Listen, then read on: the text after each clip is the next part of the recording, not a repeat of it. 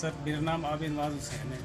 मैं head constable हूँ, थाना ठट्टा साहब का बाद में तैनात। सर आज 10 मुहर्रम की मेरी ड्यूटी जहानिया में थी जुलूस के साथ, और मेरी पॉइंट ड्यूटी SHO साहब ने लगाई थी।